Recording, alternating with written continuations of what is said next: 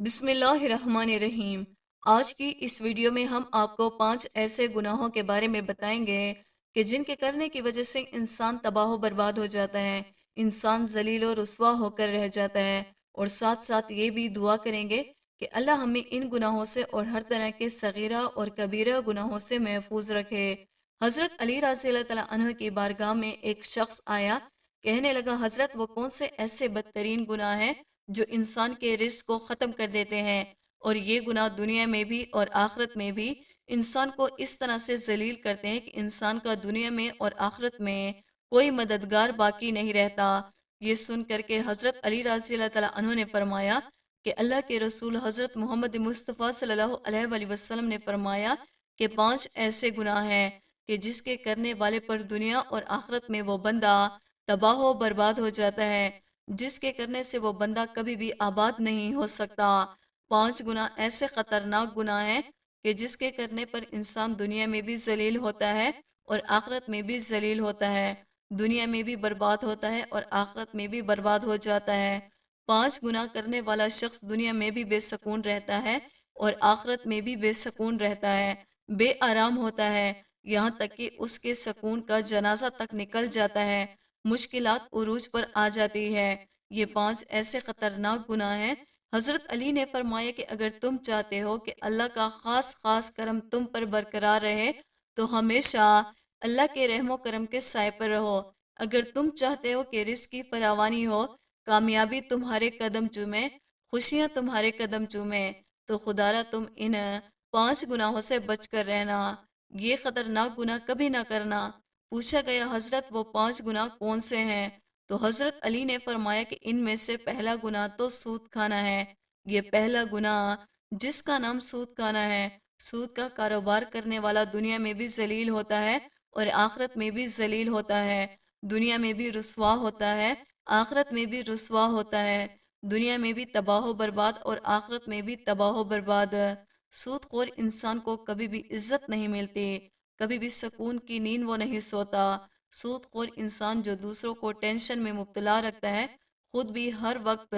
ہر گھڑی، ہر لمحہ ٹینشن میں رہتا ہے، طرح طرح کی پریشانیاں اس سے گھیر لیتی ہیں، ہر طرح کی مصیبتیں اس سے گھیر لیتی ہیں۔ فرمایا گیا کہ قیامت کے دن سود خور انسان ایسے اٹھیں گے کہ ان کے چہرے بگاڑ دیے جائیں گے، سود خور انسان سور اور کتے کی شکل میں اٹھائے جائیں گے۔ اللہ اکبر۔ اور یہاں تک فرمایا گیا کہ جس نے سود کا ایک لقمہ تک کھایا ہوگا، اس ایک لقمے کے کھانے کی وجہ سے اسے اپنی ماں سے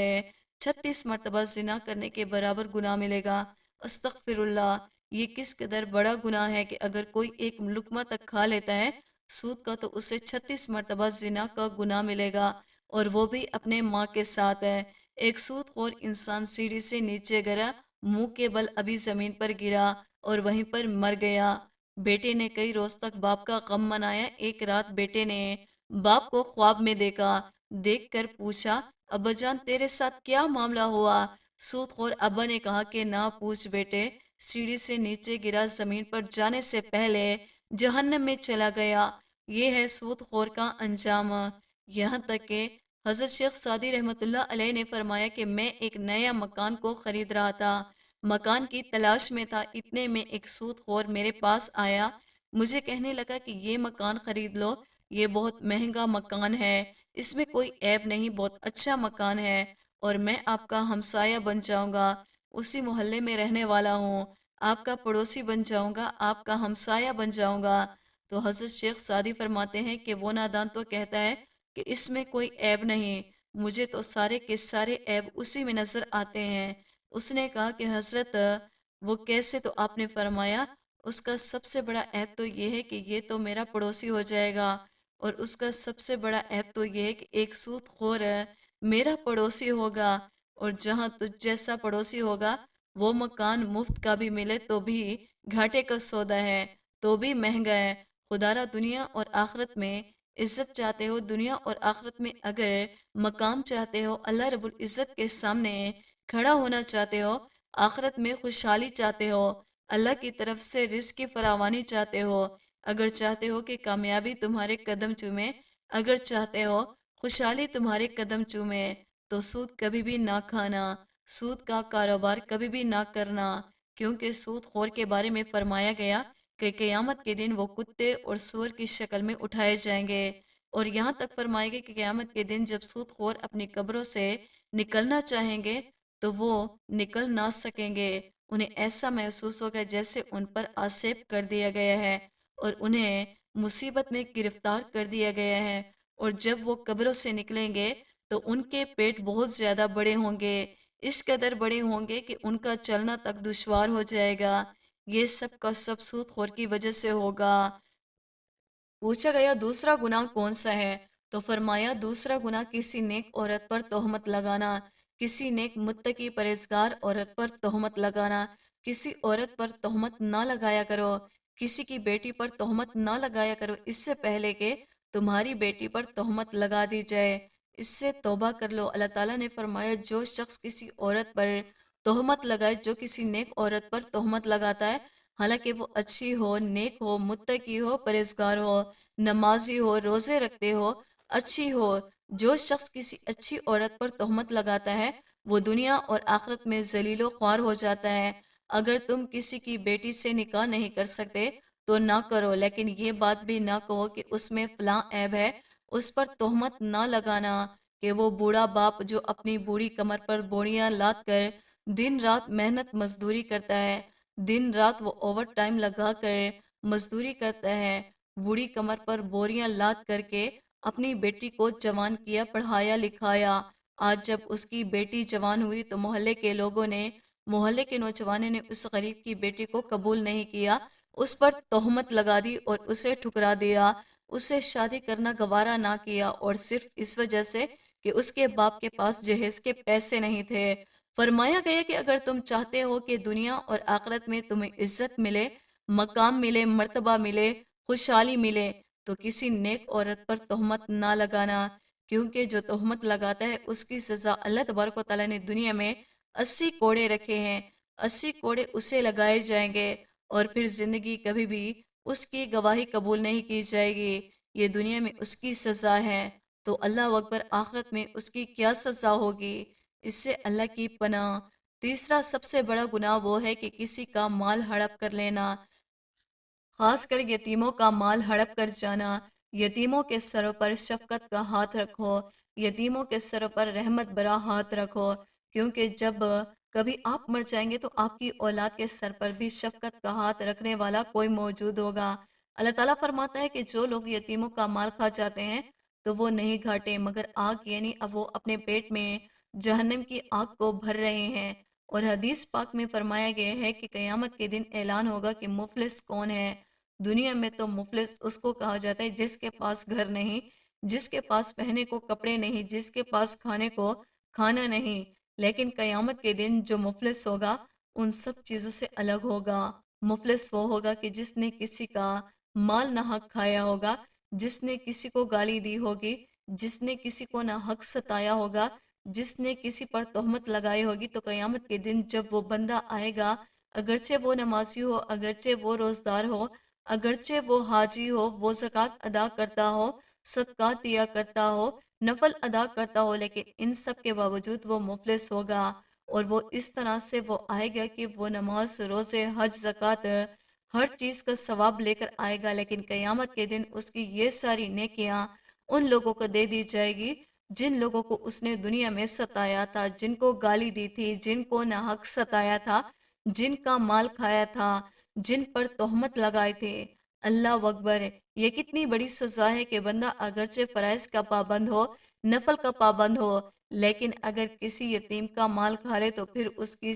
ساریاں نیکی دھری کی دھری رہ جائیں گی اور اسے کچھ بھی فائدہ نہیں پہنچے گا۔ اور فرمایا گیا کہ چوتھا گناہ اللہ کی ذات کے ساتھ کسی کو شریک سمجھنا۔ یہ ایسا گناہ ہے، اتنا بڑا گناہ ہے کہ اللہ تبارک و تعالیٰ چاہے تو ہر ایک گناہ کو معاف کر دے۔ بندہ چاہے جتنے بھی گناہ گار ہو، اگرچہ اس کے گناہ سمندر کے جھاگ کے برابر ہوں، دنیا اور آسمان میں اللہ تبارک و تعالیٰ نے جتنی چیزیں پیدا کی ہیں ان سب کے برابر ہوں، پھر بھی اللہ تبارک و تعالیٰ بندے کے گناہوں کو معاف کر دے گا۔ لیکن ایک شخص ایسا ہے، کچھ لوگ ایسے ہیں کہ جن کے گناہوں کو اللہ معاف نہیں کرے گا، اور یہ وہ لوگ ہیں جنہوں نے اللہ کے ساتھ کسی کو شریک ٹھہرایا۔ کیونکہ یہ ایک ایسا گناہ ہے، یہ اتنا بڑا گناہ ہے کہ جس کی اللہ تبارک و تعالیٰ معافی نہیں دے گا۔ یہ اپنے رب کو جھٹلانے کی سزا ہے، اپنے رب کو اندیکھا کرنے کی سزا ہے، کیونکہ پیدا کیا ہمیں اللہ نے پیدا کیا اور اس دنیا میں بھیجا، لیکن کچھ بد نصیب لوگ ایسے ہیں جو اللہ کی نشانیوں کو دیکھنے کے باوجود،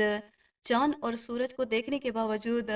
دن اور رات کو دیکھنے کے باوجود کچھ ایسی چیزوں کی عبادت کرتے ہیں جن میں جان نہیں ہوتی، جو اپنا خود خیال نہیں رکھ سکتے، ان کی عبادت کرتے ہیں۔ اگر وہ اپنا خیال نہیں رکھ سکتے تو پھر سوچو کہ وہ تمہارا کیسے خیال رکھیں گے۔ لیکن شرک ایک ایسا گناہ ہے کہ اللہ تبارک و تعالیٰ ہر گناہ گار کو بخش دے گا، لیکن اس بندے کو نہیں بخشے گا جس نے اللہ رب العزت کی ذات کے ساتھ کسی کو شریک ٹھہرایا۔ اور پانچواں اور آخری گناہ، حضرت علی رضی اللہ تعالیٰ عنہ نے فرمایا کہ یہ پانچواں اور سب سے خطرناک گناہ، سب سے اہم گناہ، دل کے کانوں سے سنیے گا، کسی پر جادو کرنا۔ جادوگر شخص جو ہے، اس کے گھر کا کھانا بھی حرام ہے، اس کے گھر کا پینا بھی حرام ہے، اس کے گھر کا دودھ پینا بھی حرام، اس کے گھر کا نمک بھی حرام، اس کے گھر کی ہر ایک چیز حرام۔ جو شخص کسی کے اوپر جادو کرتا ہے، جو کسی کو ذلیل کرنے کے لیے، کسی کو رسوا کرنے کے لیے، کسی کو ٹینشن دینے کے لیے، کسی کو تکلیف دینے کے لیے جو شخص کسی پر جادو کرتا ہے، تو تکلیف ایک ایسی چیز ہے جو گھومتی پھرتی اسی شخص کے پاس آتی ہے، آخر کار اس بندے تک آ پہنچتی ہے جہاں سے وہ گئے تھے۔ جادوگر اگر کسی انسان کا برا چاہتا ہے تو پھر وہ برائی اسی تک لوٹ کر آتی ہے، اور جادوگر کی سب سے بڑی سزا دنیا میں یہ ہے کہ وہ اسلام کے دائرے سے خارج ہو جاتا ہے، وہ کافر ہو جاتا ہے، اس کی موت کفر کے حالت میں ہوتی ہے۔ اگر کوئی شخص کسی پر جادو اس لیے کرواتا ہے کہ فلاں بہت مالدار ہے، اس کا مال ختم ہو جائے، اگر کوئی کسی پر اس لیے جادو کرواتا ہے کہ فلاں کی بیوی بہت خوبصورت ہے، اس لیے اس کی بیوی پر جادو کر دیا جائے، اس کی بیوی کو بیمار بنا دیا جائے، اگر کوئی کسی سے اس لیے جلتا ہے کہ اس کی اولاد زیادہ ہے، اگر کوئی کسی سے اس لیے جلتا ہے کہ اس کا کاروبار اچھا چلتا ہے، اس پر جادو کروا دیا جائے، تو وہ شخص جو جادو کرنے کے لیے جادوگر کے پاس جاتا ہے، جس دن وہ جاتا ہے اس دن سے 40 دنوں تک اللہ رب العزت نہ ہی اس کی نمازیں قبول فرماتا ہے، نہ ہی اس کے روزے قبول فرماتا ہے، اور نہ ہی اس کی دعائیں قبول فرماتا ہے۔ اگر اسی حالت میں اس کو موت آ جاتی ہے تو وہ کفر کی موت پر مرتا ہے۔ تو ذرا سوچیں کہ یہ ایسی سزا ہے جس نے جادو کرنے پر کسی کو ابھارا، جو کسی جادوگر کے پاس جا کر کسی کے لیے جادو کروایا، تو پھر یہ سوچے کہ اس جادوگر کا کیا انجام ہوگا جو دوسروں کی زندگی کو عذاب بنا رہا ہے۔ خدا را یہ گناہ کبھی بھی نہ کریں۔ یہ 5 گناہ ایسے ہیں کہ جن کے کرنے پر اللہ تعالیٰ سخت ناراض ہوتا ہے۔ اگر آپ چاہتے ہیں کہ اللہ کا کرم آپ کے اوپر برقرار رہے، اللہ کا خاص کرم آپ پر ہمیشہ آپ کر رحم کرم کے سائے میں رہیں، تو یہ 5 گناہ کبھی بھی نہ کرنا۔ خدا را یہ گناہ کبھی بھی نہ کریں۔ یہ 5 گناہ ایسے ہیں کہ جن کے کرنے پر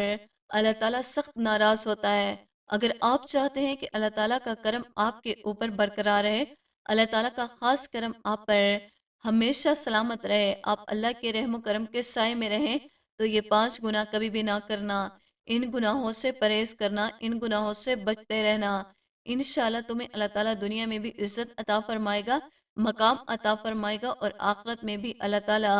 تمہیں عزت سے سرفراز کرے گا۔ دنیا میں بھی تم کامیاب ہو جائے گے اور آخرت میں بھی کامیاب رہو گے۔ رزق میں فراوانی ہوگی، خوشحالی ہوگی، کامیابی تمہارے قدم چومے گی، اور تمہاری آخرت بھی سنور جائے گی۔ اللہ رب العزت سے دعا ہے کہ اللہ تعالیٰ ہمیں صراط مستقیمہ پر چلنے کی توفیق عطا فرمائے، اور ہمیں سچ بولنے، سچ سننے اور سچ پر عمل کرنے کی توفیق عطا فرمائے، اور ان 5 گناہوں سے تو ہمیشہ ہمیں محفوظ رکھے۔